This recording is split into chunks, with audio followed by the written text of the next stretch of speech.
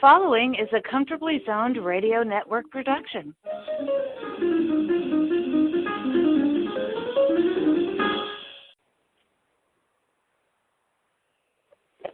Hello, everyone. This is Rob Deininger with Comfortably Zoned Radio Network, and I'm here with Jack Degraw and Wayne Unger, and we're going to talk some Yankee baseball. How you guys doing? I'm doing great, thank you. How about you guys?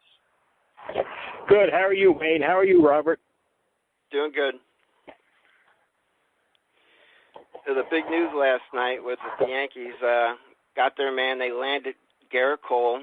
It's a record-breaking deal, 9 years, $324 million, which will pay him an average salary of $36 million a season. What were you guys' thoughts when you heard the news last night?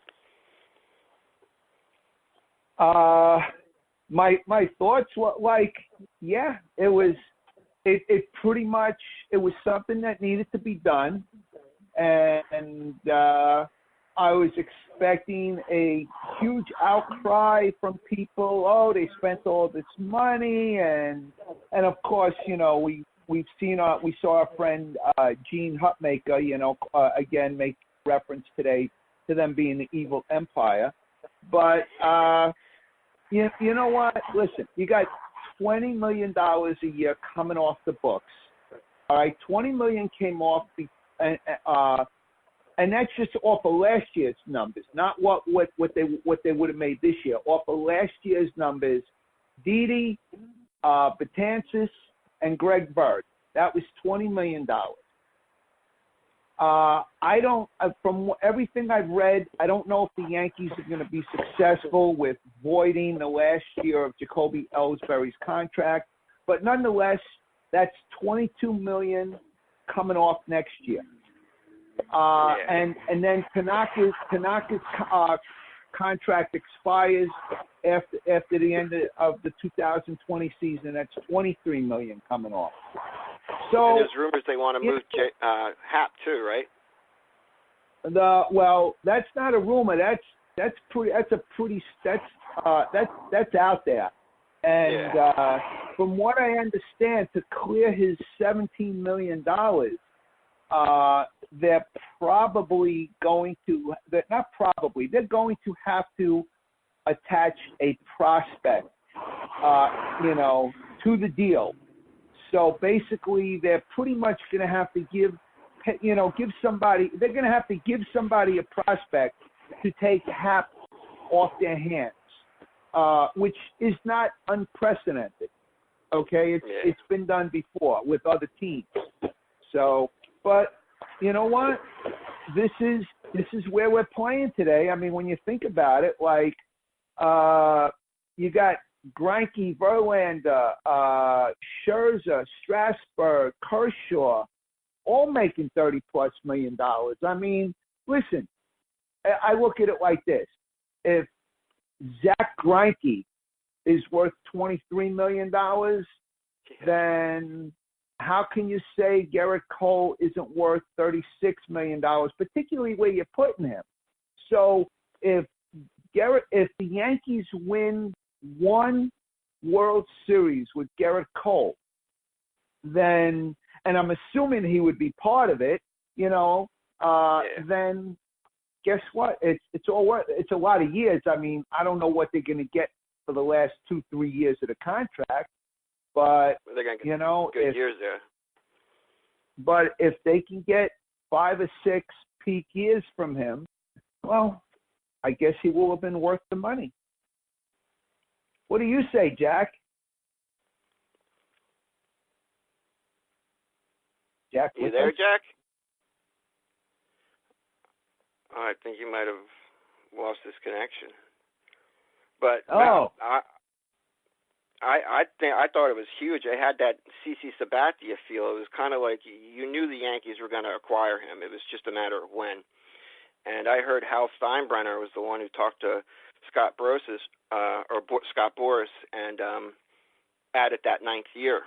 That's how bad the Yankees want to get him, particularly Hal Steinbrenner. And actually, you know what? I forgot all about CC. That's another $10 million off the payroll. That's true, yeah. And you can't argue with Gerrit Cole's production. I mean, the last 2 years he went 35-10 with an ERA at 2.68. He averaged over 5 strikeouts. His walk to strikeout ratio was 5-1. I mean, it's just incredible what he was able to accomplish the last couple of years. Yeah, I mean, a lot of people are pointing to his victories, his number of wins, but you know what? That's a difficult number to base things on in in the way baseball is, the way the game is played. But it wouldn't shock me though to he did win 20 games this year. He won 15 the year before, and he did win 19 games one year with the Pirates. So, but it wouldn't shock me to see, after what we saw this year in the postseason, it wouldn't shock me to see teams start starting pitching a little more. And actually, they might have to, because they might think to themselves, because don't forget, relievers are going to have to face a minimum of 3 batters. So it's true. not like I can take this guy out and I can have this guy pitch to 2 batters, then bring in another guy to pitch to 1. They can't do that. They got to face 3 batters. So they may want to leave starters in longer. The other thing is, although relief usage was on the upswing over the years, but after the 2016 postseason, I remember asking, I had a number of people on, particularly asking sports writers I had on my show, and I asked them if they thought we're going to see the way relievers were used. And if you remember correctly, that's when Cleveland would bring Andrew Miller in the 5th inning and let him throw 2 innings, and they'd extend Chapman. They didn't care about what inning it was. They brought him in based on the situation. And I asked if they felt as though that that's going to be copycatted in the regular season, and they all said no. They said no, they won't be able to sustain it, this and that. But you know what? It was somewhat copycatted for the last 3 seasons. And then, but it's funny how baseball will copycat things that are successful in the postseason, or certain things. And so it wouldn't shock me now. It's like, hey, you know what? Yeah, you know what? It is good to have the big horse and let the guy go 7. And because I think. Go ahead.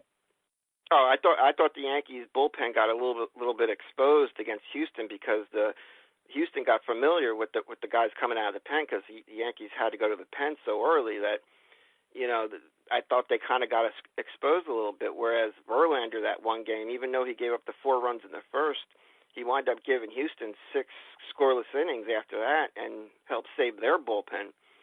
So I think, seeing guys in a series like that over and over again gets a certain familiarity with them, and it benefited Houston in key moments. Well, we actually saw that in 2016 with Chicago and Cleveland in the World Series. The relievers, as the games went on, they just weren't as effective because you got just too many looks at them. And the other thing I was actually checking this. I probably checked this. I forgot something brought it, made me think about it. And if you go on a site like Fangraphs, and basically they will give you the numbers of how pitchers do first time, second time, third time through the order, fourth time if they even get that far. And the elite pitchers do not show any measurable decline from first time to third time. Some of them were even better, let's say second time through the order. The elite pitchers, and I'm talking about a Verlander, a Strasburg, a Cole. They were good.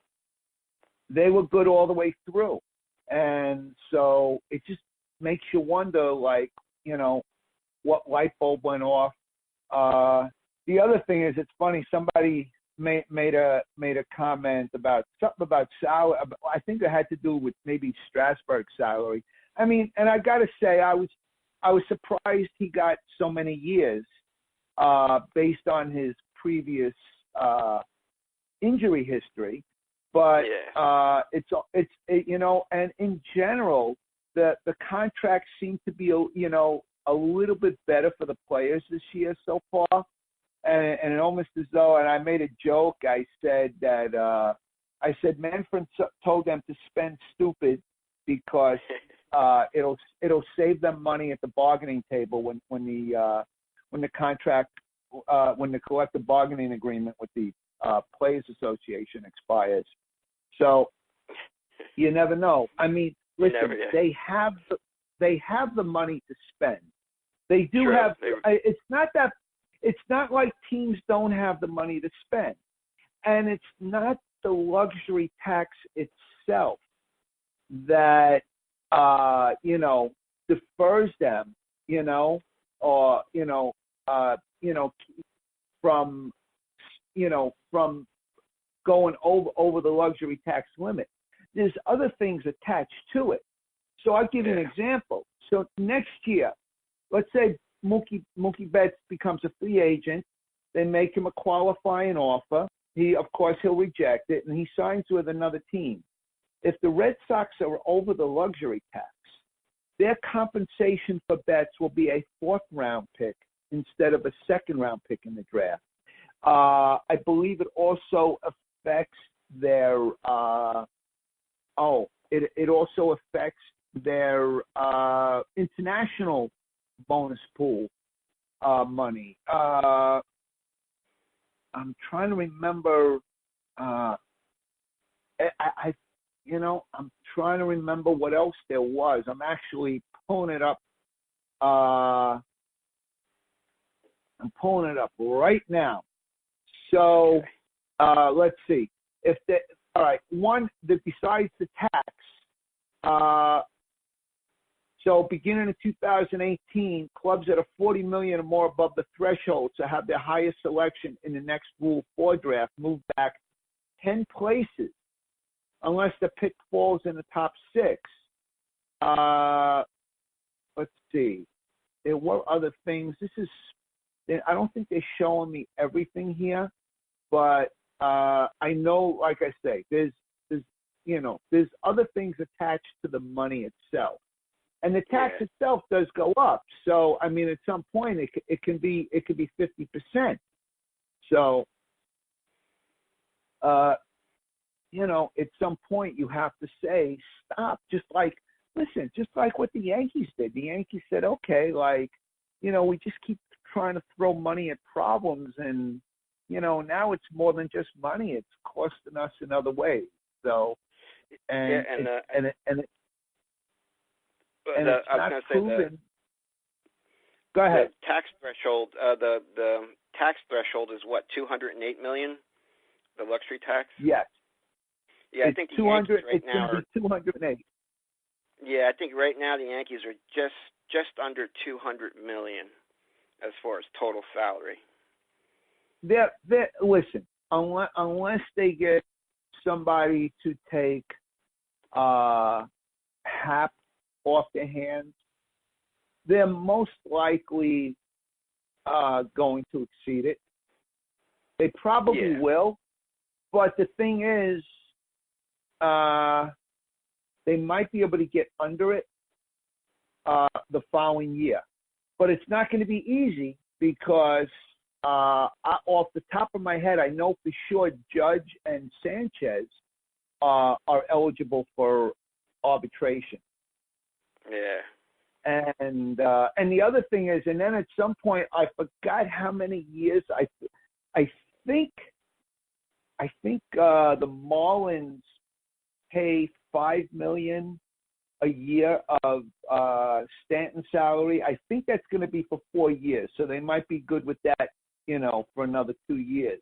But so that $5 million that the Marlins pay of Stanton's salary counts against their luxury tax threshold, although they're nowhere near it. I mean, they're under $100 million. Yeah.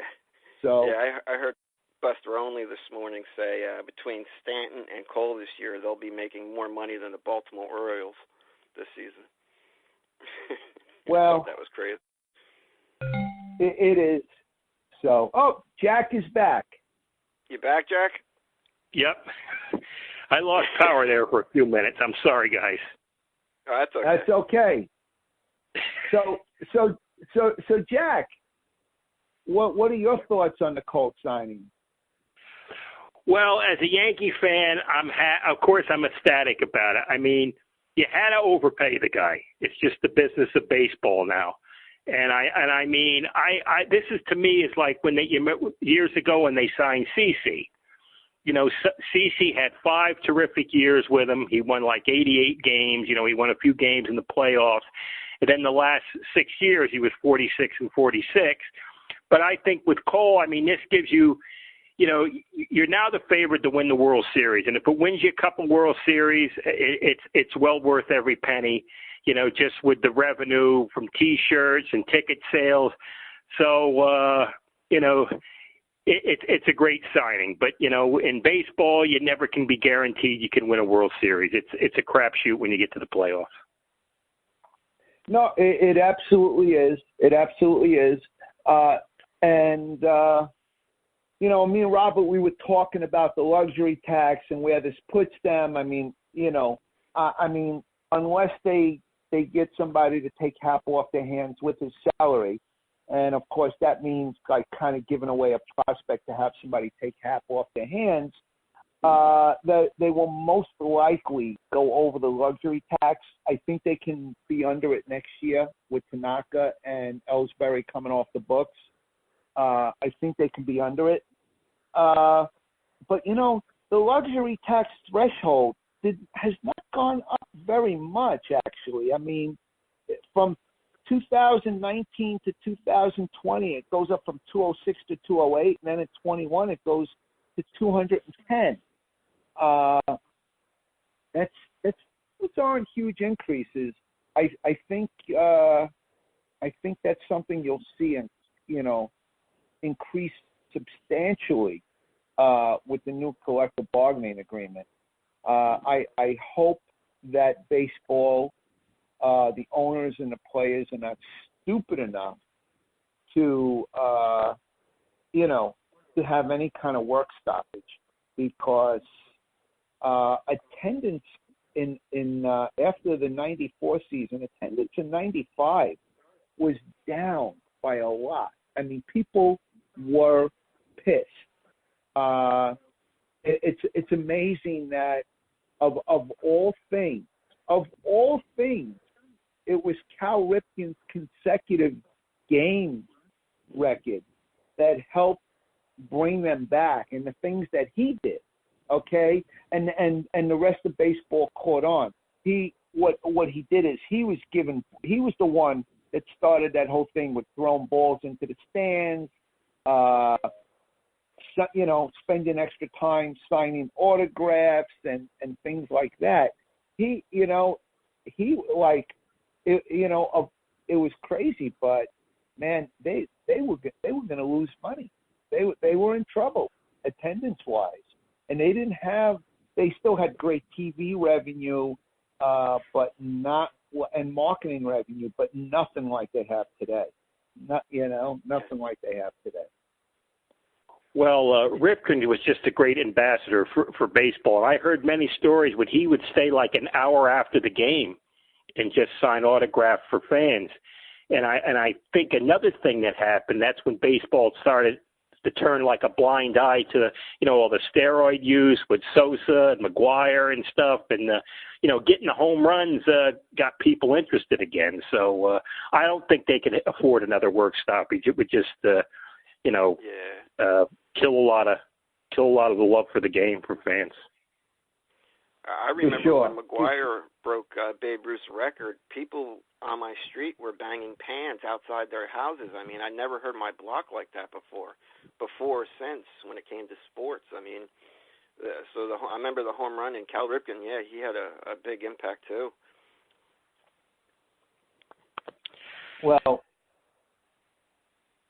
so now, looking at the Yankees for next year, what do you? I mean, even though they're going to slide Gleyber Torres over to short and LeMahieu's going to play second, it looks like they're going to have a platoon of Ford and Voit. You got Urshela. Hopefully, Andujar comes back. So what? I mean, there's still got to be another piece in there. Do you see them? Who do you see being the backup shortstop / second baseman? Right now, I think Tyler Wade would fill that position as of now. I would think, right? Would you agree, Jack? Yeah, I think, he can do it defensively, and he picked up a little, last year when he got more of a chance to play, so he hit a little better. But, I mean, they have pieces to trade. I think you might see Clint Frazier trade or get traded, or maybe Andujar. So, they got a lot of pieces to, get rid of. They got a lot of excellent prospects in the minors, pitching-wise. So there's some more possibilities there. And didn't Austin Romine sign with the Phillies? I didn't hear that. I heard they were interested in. I know Didi went there, but I wouldn't be surprised. Girardi loved Romine, and Romine, when he played with the Yankees, he had an knack of coming up with some big hits, and so he'd be a good addition for any team. Yeah. I heard. Oh, go on, Wayne. I'm sorry. No, go ahead. No, let's stay on that. I heard that the Yankees are going to be looking for a middle infielder and an outfielder. Yeah, I actually like the idea of them acquiring Jurickson Profar. I felt as though he's a guy that can play all over the infield. He can play first, second, third, short. Not a defensive wizard, maybe average, just a tick below average in the field, but he can play all over. He's a switch hitter. He even played a couple of games in the outfield last year. I don't know how well he did, but he's still young. I just kind of like the idea of him, but I think maybe the fact that he's probably going to earn about $5.5 million, which isn't a lot of money for a ball player, but nowadays teams that are like close to that luxury tax threshold, that for a reserve that is a lot of money. So, but. And we'll see. And again, they'll listen. If they're close to the luxury tax threshold, then guess what?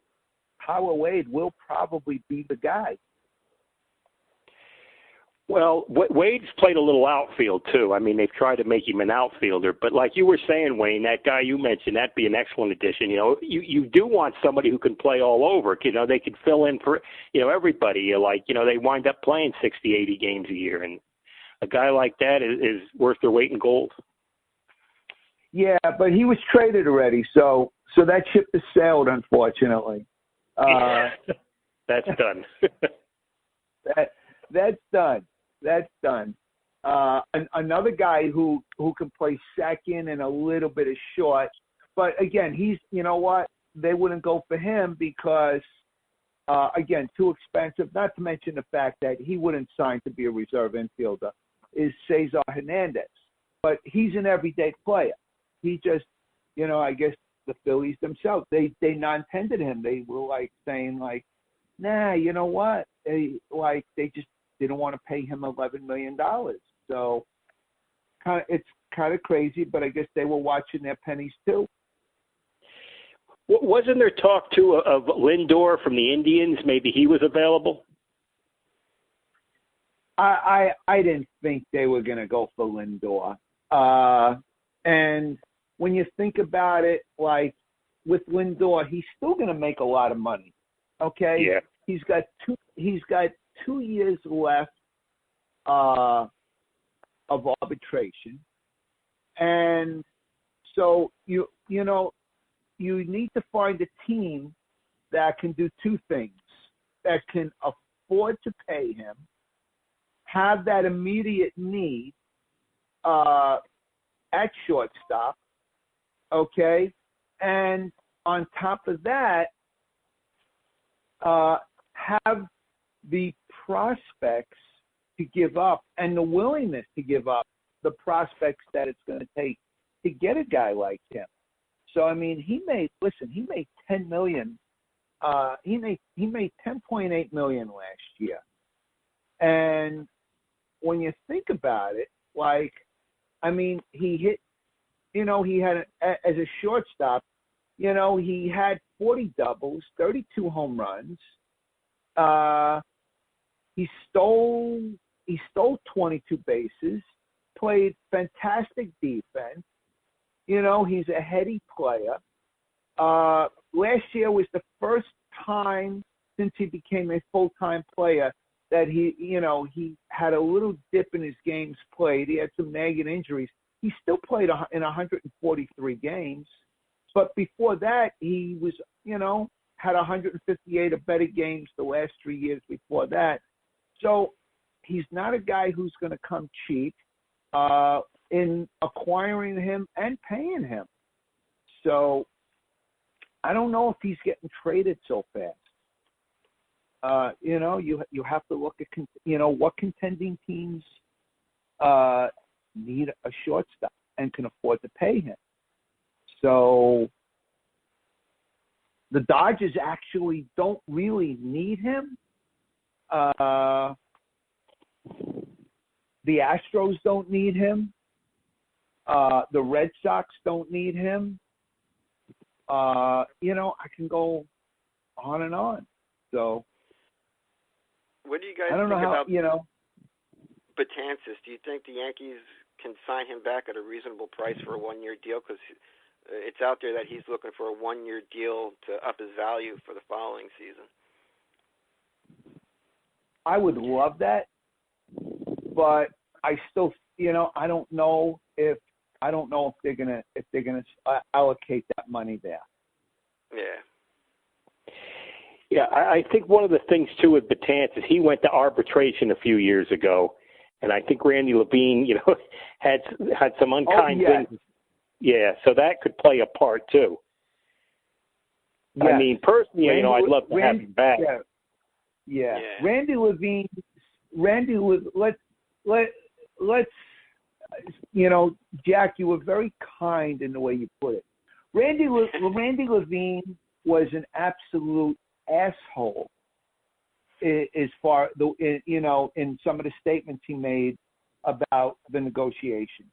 Okay. And should have just pretty much kept out of it. Okay. I mean, he went public with his comments. So, stating he's not a closer, he shouldn't get closer money. He had closer numbers just because you had somebody else, you had the luxury of Andrew Miller, who was your closer at the time. Doesn't mean that, he shouldn't have gotten paid as a closer or close to it. I mean, that shouldn't have diminished. So, but I think, I think maybe things have I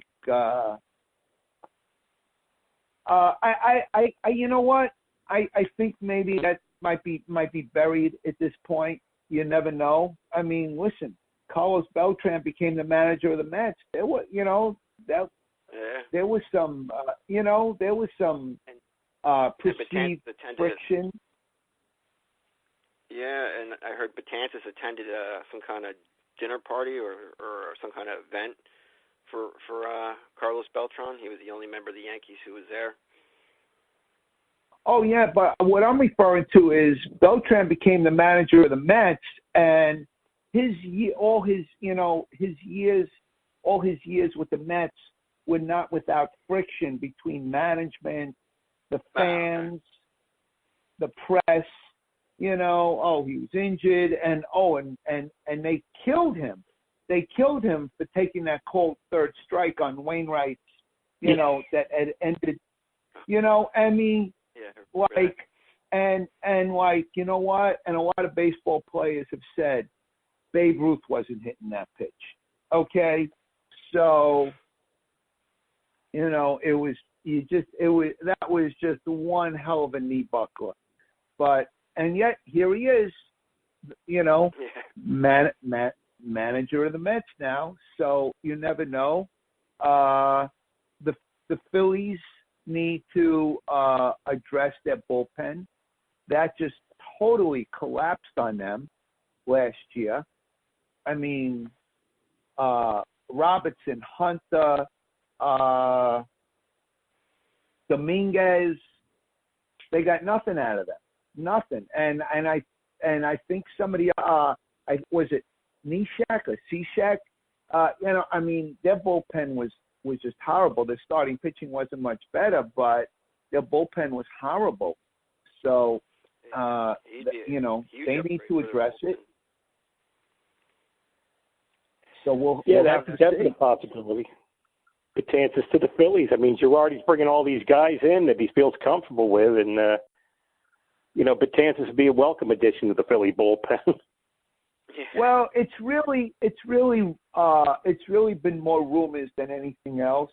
I mean, the fact that Didi went there, you know, if Romine was to sign, then I might say, okay, you know, there's definitely like a Girardi/Yankee influence there. But if just one guy goes over, it's only because it was a fit for them. That's all. It was a fit. So, you know, that remains to be seen. You know, they were able to move, you know, Segura can play second. I don't know if they're moving Segura to second or third, because they also have Scott Kingery. But we know Segura can play second. I'll be honest with you. I'm not familiar enough with what kind of arm he has, but I'm guessing they're going to move Segura to second because he doesn't have the kind of pop, the kind of, you know, power pop that you'd want from traditionally that you would want from a third baseman. So I'm not sure how they're going to address that because they didn't tender Maikel Franco an offer. So it'll be interesting to see. Yeah. And Yankees next year, where do you see Domingo Germán? I mean, he messed up pretty bad at the end of last year. Do you see him in the Yankees rotation to start the season? Well, he's probably a lot depends on his. Yeah, a lot depends on the domestic violence investigation. You know, and listen, they you know, I mean, listen, Major League Baseball doesn't even need to present actual evidence. Basically, they can get away with, hey, listen, it smells. It smells bad. You know, we don't have evidence. We can't see it, but we can smell it, and they can get away with suspending it. Okay? Yeah, well, didn't he strike his girlfriend in front of a Major League official? Yeah, that's what happened. That's what they say. I remember doing some digging at the time. I couldn't find anything to actually substantiate it, and I haven't checked it since. But you know, chances are, hey, listen, you know what? From what what's his name? Aroldis Chapman. Okay. Remember, he had a domestic violence incident. That's why the Yankees got him as cheap as they did from Cincinnati. And he was suspended 45 games, but all charges were dropped. He wasn't convicted. But let me tell you something. All I can say is that if what actually happened got out of what he did, the suspension would have been a lot longer, and I don't know if the Yankees would have even have traded for him. Or maybe they know what happened, but they knew it wasn't going to get out what happened. And I say this because I have a friend who is a former Miami detective who, as a private investigator, was involved with that case and knows everything that happened.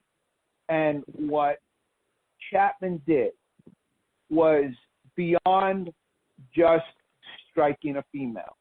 What he did, okay, according to my source, and my source is pretty darn good, and it wasn't only from him. It was actually brought up having dinner with him and his partner.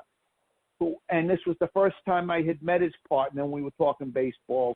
And, I told him, yeah, I'm a Yankee fan. He goes, yeah, okay. He goes, but I can't stand that Chapman. And when he told me what went down, was absolutely revolting. Okay? Wow. And every time I see Chapman on the mound, I just can't look. I don't look at him as like, oh man, that's our best reliever. That's our closer. Every time I see this guy on the mound, I can only think about what I was told, what he did. So, and had it been public knowledge, he would not be on a Yankee. I actually, as talented as he is, I don't know. I think it would be very hard for a lot of major league teams to even, if he would even be worth it.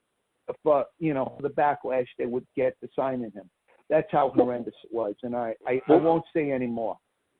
Well, Wayne, you don't have to say that, so, but I heard there was like gunshots involved or something. I mean, it was worse than that. Yeah, Jack, worse than that.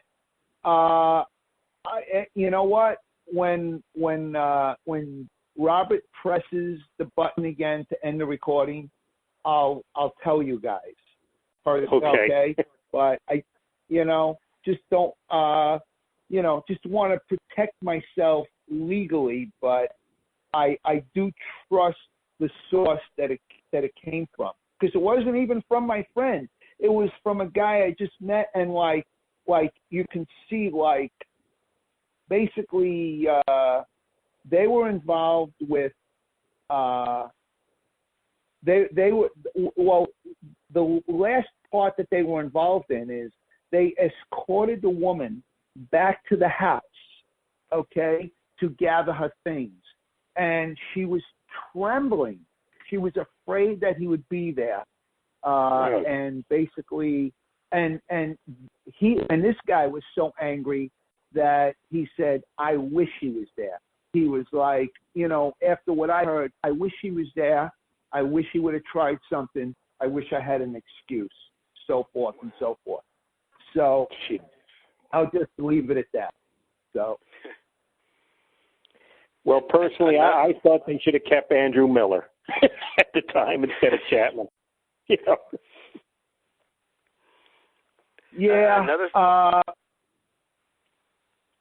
Go ahead, Robert. Oh no! You can finish your thought, Wayne. I was going to say, yeah. You know what? Just on personality alone. I agree, but I think I mean, listen, Miller fetched them a pretty good haul. I mean, when you think about it, Miller got them Clint Frazier and James Paxton. I mean, didn't they get what's his name from? But that was part of the Miller deal, right? Torres. Torres was getting that. No. Torres was from the Chapman deal when they traded Chapman. But they did trade Chapman. They traded both Chapman and Miller, actually. But they traded Miller to Cleveland. They got Frazier and Okay, who was the pitcher they traded to get Paxton? It was the main cog in the minor league deal for Paxton. Oh, Justice Sheffield. Sheffield. Now Sheffield came from Cleveland. Or did he come right? Yeah, I believe he's struggled a lot with Seattle this year. I think Sheffield.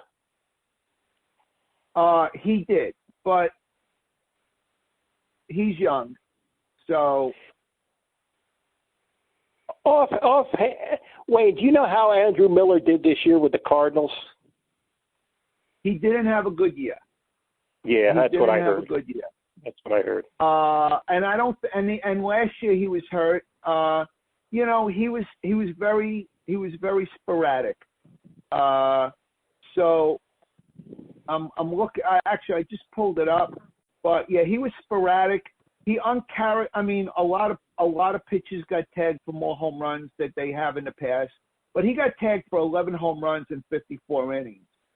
Ooh. And yeah, that's a lot. But I you know, he was hurt. Yeah, I think he was beat up a little bit physically. You know,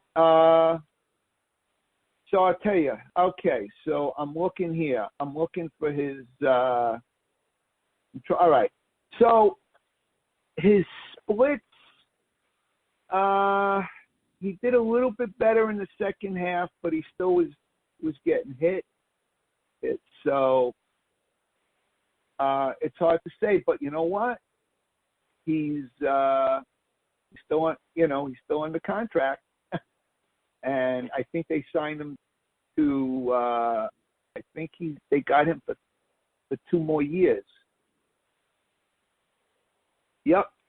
Oh, I'm sorry. All right, they have him next year, and then there's a team option for 2021. So, but you know what? If he's healthy next year and he does well, I'm guessing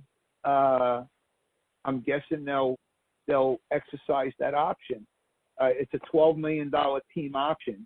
If he's back to an elite level reliever next year, if they don't exercise that option, I don't think he'll have a problem getting a 1-year deal at around that money anyway. If he goes back to being the pitcher he was. And this year, the pitchers now, if you bring in a reliever, has to face 3 batters, correct? That is correct. Boy, what a lousy correct. Yeah. I don't know about anybody else. I mean, I think I'm in the minority. I don't like the rule. Neither do I. I hate it. They got to face a minimum of 3 batters or finish the inning. So if a guy pitches to, if the guy pitches to 1 batter and finishes the inning, you can change him, or 2 batters and finishes the inning. But, I mean, listen, I don't know. I don't like that. I just don't, I don't like them. I don't like the way they when they make rules to change things that that are strategy driven. Yeah. So because like baseball attendance is down, but it doesn't mean viewership is not down. So people are still watching or listening to baseball. People aren't going to games, but they're watching it on their phone, they're watching it on their computer, they're watching it at home. People go to sports bars to watch a game, on and on and on. It's just so they're still making money. They're not losing money. Revenue is not going down. Yeah, I mean, most people can't afford to go to a game. Yeah, it's true. It's very true. And now for me, I mean, listen, where I am, it's I'm driving 2 hours each way. So, but even even in New York, like it was very rare that I went out and actually bought tickets, at face value. I was always like relying on, there was always somebody, hey, I don't need my tickets. You want my tickets? Or, hey, take these off my hands. Or my nephew would, he used to work for Bank of America, and they used to get certain dates from the Yankees for like really great prices on tickets. A friend of mine at work, his wife's company had really good seats, and they would give me, she would manage to finagle me a couple of tickets once a year, things like that. So yeah, it was too damn expensive. I didn't eat at the stadium. I would bring snacks. You can bring food in, but they have to be in clear containers or clear bags. So I would bring snacks. We'd buy a bottle of water, and we would either eat before or after the game outside the stadium.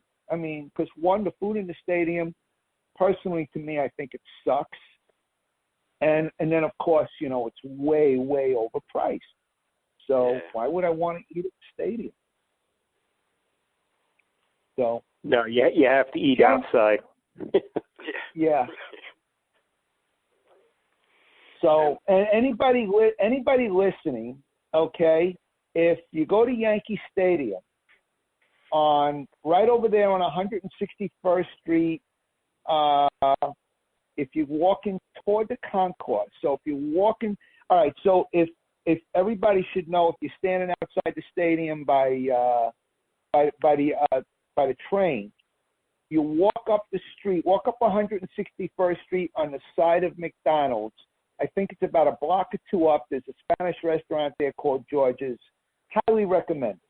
Highly recommended. There's probably other good places in the area, but that was always my go-to spot.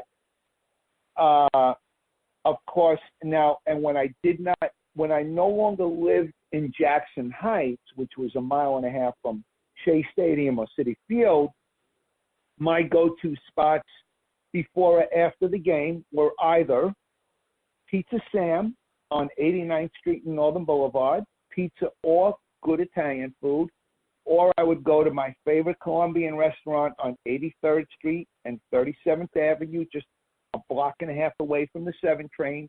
I'd go to Pollos Mario, okay? Great Colombian food. So just to give you a couple of little hints to save some money and get better food. That's cool. Well, anything's better than Yankee Stadium food. or any stadium food in general. I don't think I've ever been to, or any sport. I don't know if I've ever been to any sporting event where I've gotten food there and I've said, hey, this wasn't so bad. Yeah, I go to sports events all the time, and I can't remember the last time I bought food. I usually get a soda, and that's it. And even that's watered down. Yeah.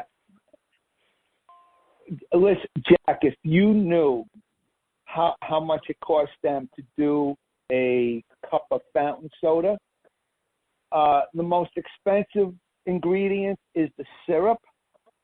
And basically, probably cost them 15 cents, 20 cents or so for the soda, and add a nickel, let's say, for the cup, and stuff. So, yeah, they're making a lot of money on that. Yeah, it's crazy. And the thing is, the games last so long nowadays, so you have to get something to drink almost, so.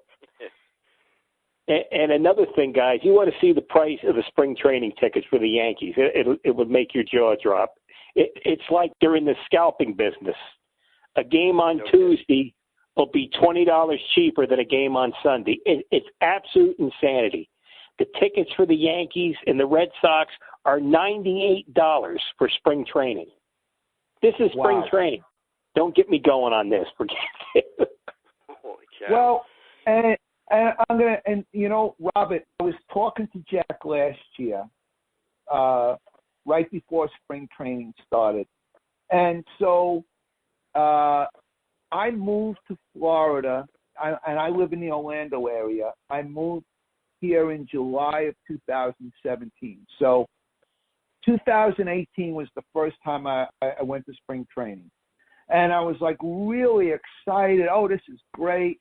So first I went to Port St. Lucie because my cousins came to visit, and they're Met fans. So we went to Port St. Lucie.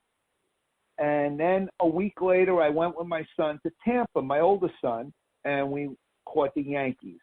And I got to say, I was utterly disappointed, and I'll tell you why. You don't have access to the players like you used to have in spring training. It's not like you can walk down to the seats by the field and try and get autographs before the game starts. They get screens up. The players just aren't there. The games themselves were very anticlimactic. If the regulars are playing, they're only in for an at-bat or two. And then it's like, it's no names. And it's nothing against the no names, but if you're paying that kind of money, you want to see some major league talent. And the biggest thing was it's spring training. So, like, the win or the loss just doesn't have the same, just doesn't have the same meaning. So for me, it was like totally anticlimactic, and I was telling Jack about it, and Jack told me to go to the Yankees minor league complex. And I went there, and I met up with Jack there, and it was absolutely fantastic. It was a great revelation. Now, I'm very bad with faces of whether it be athletes or actresses, entertainers, singers. I don't recognize who the heck they are in person. So Jack said to me, he goes, "Hey, that's Dave Stewart over there. Bring your son over there, get an autograph." And when I went over there, he was talking to this guy. I didn't even, and shame on me as a New Yorker, shame on me, I didn't even recognize that he was talking to Lee Mazzilli. Make a long story short, my son got the autographs with Dave Stewart and Lee Mazzilli, and on my page, I have pictures with Lee Mazzilli and Dave Stewart. My son also got Louis Soho. Louis Soho, Miguel Cairo, and we're sitting on the bench, like we were sitting like we're right there, right by the field. I mean, right by the field.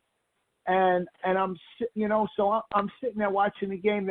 So the first time we were there, they were playing a Toronto, farm. They were playing Toronto minor leaguers, and so there's what's his face? Chase Adams was pitching for the Yankees, and the guy that was pitching that started the game for the Blue Jays, he pitched, and then he sat down. He sat down on the bench in front of us, and he's really tall. He's 6'6".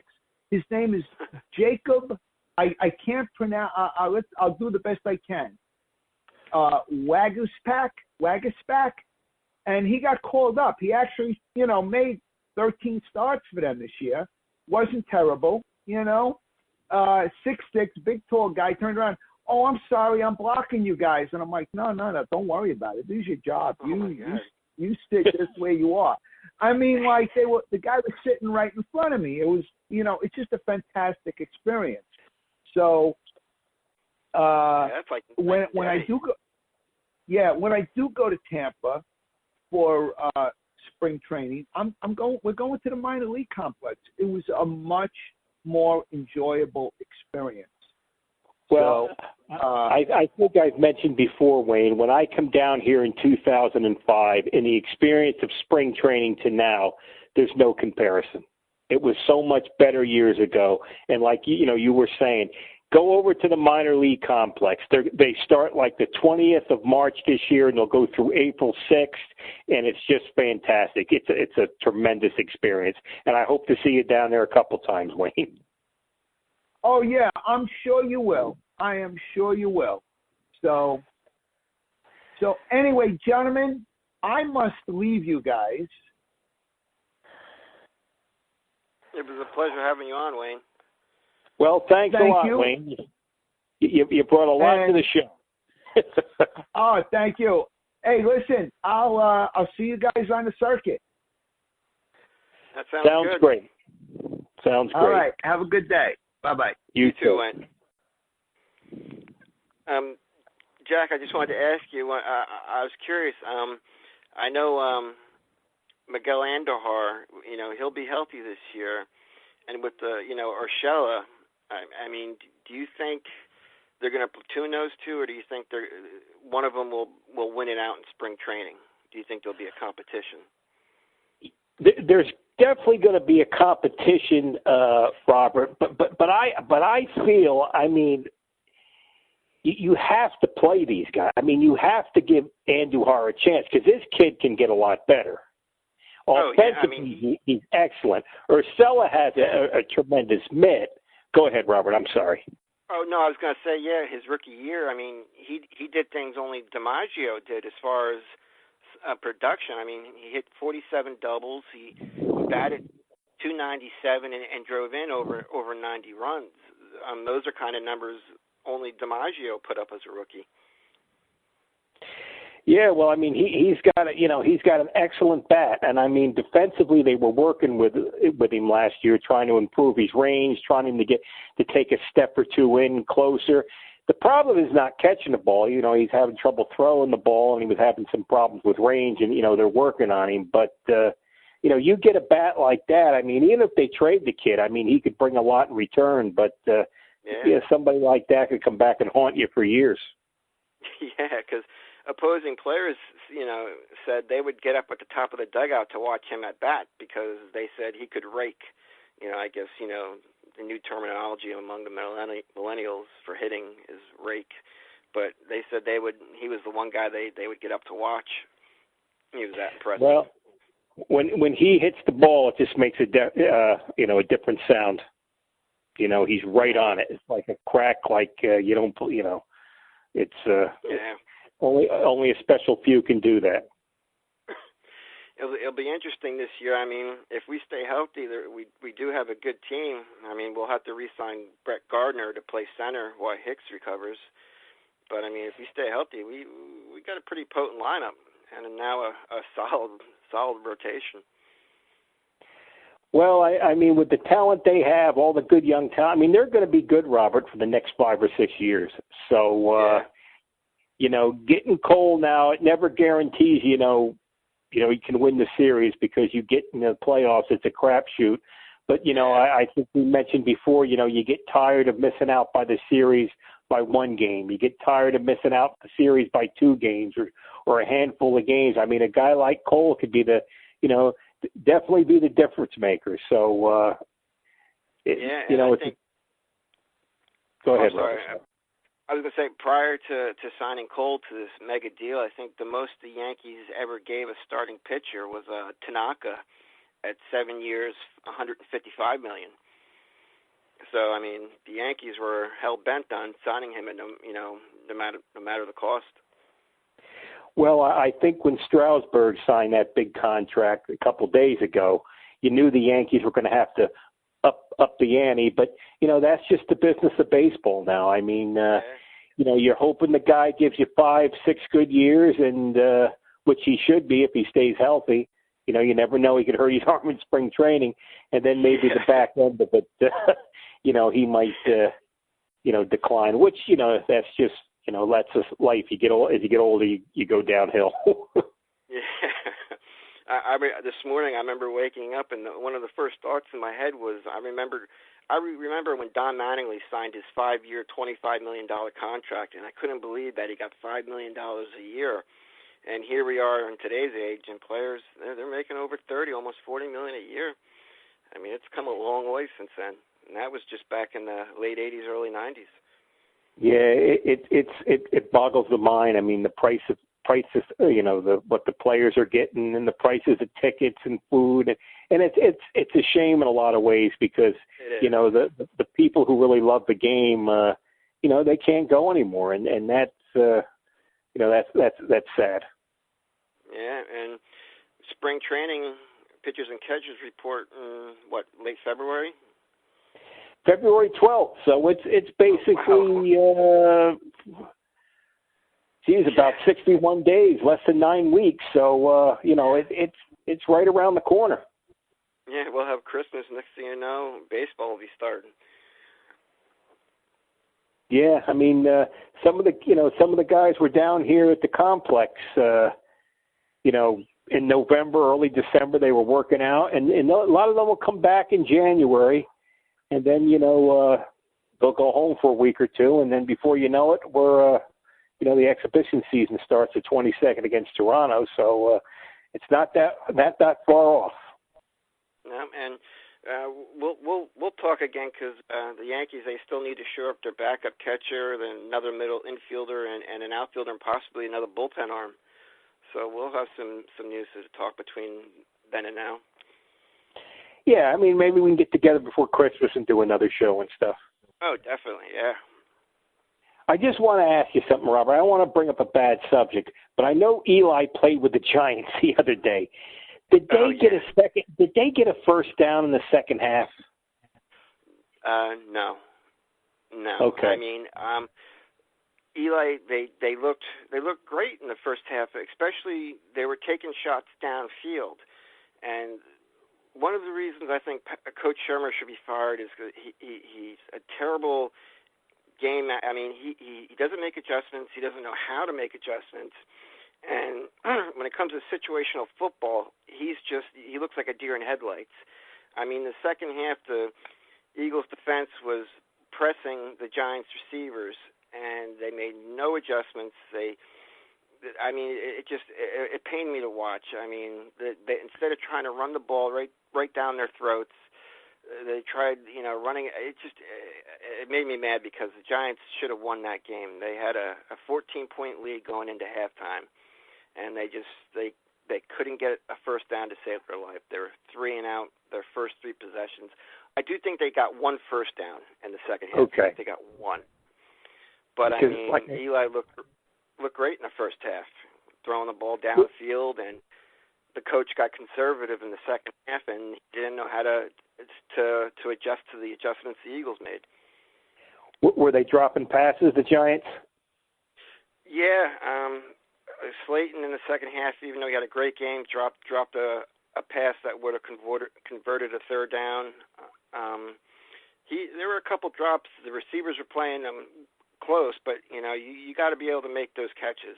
And I mean, it just looked bad. I mean, also, the offensive line was brutal. They had a flea flicker in the second half, and the entire secondary bought on the flea flicker. I mean, the Giants had 4 guys wide open downfield. But by the time Eli got the ball back in his hands, he had a defender wrapped around him, and he had to kind of pitch it back to his running back, Barkley. I mean, they couldn't block to save their life in the second half. I mean, I laid there just watching it. I felt bad because this drops Eli's career record to 116 and 117. He's 1 game under 500 for his career. Yeah, somebody was telling me yesterday the only other quarterback who's played over 200 games and has a losing record is Vinny Testaverde, because he was with the Bucs teams. That was a disaster. Yeah. Oh man, I think if you add Eli's postseason record to his regular season record, it brings him back over 500.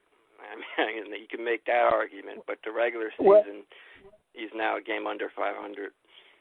I mean, Robert, it wasn't too long, 4 or 5 years ago. Wasn't he like 25, 30 games over 500? I mean, they've sucked for like 5, 6 years. Yeah, and after that Super Bowl in 2011, 2012, that team fell apart. I mean, the offensive lineman retired. The 2 receivers left for other teams. Their 2 running backs left for other teams, and Jerry Reese just didn't have anyone in place to replace them. But in 2014, 2015, Tom Coughlin had the offense ticking upwards. I mean, they were looking good. I mean, in 2015, Eli was second in the NFL in touchdown passes, and they fired Tom Coughlin, and the Giants made the playoffs the following year mainly because they had a weak schedule and they upgraded their defense, spending over $200 million. But I think if they would have kept Coughlin and upgraded that defense for him, things would have been different for Eli, because he's now had two bad coaches in McAdoo and Shermer. Yeah, I mean, sports in New York in the wintertime is just like, how many days of spring training? Yeah, I mean, the Giants they're 2-11. They're probably finished 2-14. The Jets, they're doing a little bit better, but their season's over with too. Really, I mean, it's just, and the Knicks, forget about it. I mean, yeah, they suck. They're a nightmare. So right now, if you're a sports fan in New York, I think you're clinging to hockey a little bit, but you're mainly waiting for the Yankees now, especially after the Cole signing. Yeah, the Rangers are the only good thing that's going on, and they're, they're rebuilding too. Yeah, but the Rangers, you could tell they're making progress, whereas the Knicks, I mean, the last 20 years they can't get anyone to come to New York. I mean, it's unbelievable. That's the sad thing, Robert. Years ago, everybody wanted to play in New York. I mean, it was the place to go. And now, with Dolan and all the crap that goes on, players and coaches, they see this in the league, and the players talk. They don't want to come to New York. Nobody wants to play in New York. And if basketball, if the Knicks were good in the city, they would own that city. Now they suck. It was considered the Mecca of basketball, or the Mecca of sports. I mean, Michael Jordan used to love going to the Garden. That was the one place he said he loved to go and play was at the Garden. Same with Kobe Bryant. I mean, so players, loved New York, even if they're on other teams, but it's lost its luster, especially since James Dolan's been in charge. And I mean, the worst thing I've seen, when he had Charles Oakley removed and banned from the arena, I couldn't believe it. Yeah. Robert, I remember going to see the Sixers play when they had Dr. J, and the Celtics with Bird, and the Lakers with Magic and Kareem. I mean, it was electric. It was like it was great going to the Garden, even for a normal team. And now it's like, I don't know. It sucks. Yeah, and I mean, the days I remember, when Van Gundy was a coach, Riley was a coach. I mean, there was a toughness about the Knicks, and I also think that the way they play basketball now with the rules. I mean, you're almost not allowed to play defense, and that's the one thing you don't have to coach really is defense, because that's mostly effort.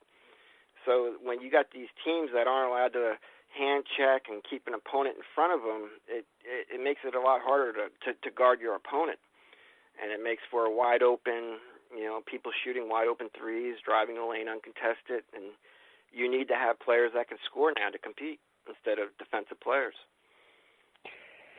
Yeah, I mean, I like I say, Rob, I used to love it. I don't even follow it anymore. I mean, every time I look, the Knicks, they're 4-15. Then I look again, they're 4-20. It's just a nightmare. So yeah, I miss the 80s and 90s where you're allowed to get a little physical. I mean, the guy from the Pistons, Joe Lambier. I mean, he could literally take a whole team out just by getting in their heads, playing rough physical basketball and talking trash. I mean, he had the whole Celtics team in one game quit basically. I mean, he was great at it. Yeah, he got Larry Bird got in a fight with him a couple times. They used to have the T-shirt with the Pistons. It was 4 men and a baby, and so. Lambier coached women's basketball for a long time in Detroit. I think he still might be coaching. Yeah, I don't know if he's in the Hall of Fame. I don't think he is, but I mean, he was a really terrific defender, and he was pivotal, to that team and then winning 2 championships. I really think if he's not in the Hall of Fame, he belongs in it. Yeah, because I remember I think he played at Notre Dame and he had a good career there. So I think the overall picture of basketball, with college and the pros and coaching, that might get him in the Hall of Fame. Yeah. Maybe next week, Robert, we do a show in a couple of days, we can talk about the Hall of Fame voting. Oh, absolutely, yeah. I completely forgot, but yeah, I was hoping Thurman or Donnie would at least get in. I thought maybe Thurman would have a better chance, but he didn't get in. Yeah, the only thing Yeah, we can talk about that next time. Yeah, there's a lot to talk about there, and just it was a shame. I was hoping. But next time, Jack? Yep, just let me know, Robert, when, we can do a show in a couple of days. You want to talk about the Hall of Fame. There's a lot to talk about there and stuff. Absolutely. I'll get in touch with you later today or tomorrow. Sounds good, Robert. All right. And to all you listeners out there, have a good one. Bye-bye.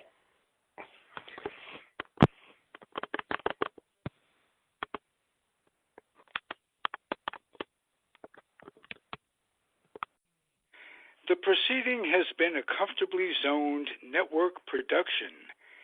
You are advised to keep your dreams wet, your humor dry, your children and grandchildren out of military recruiting offices and off the laps of clerics who wear dresses.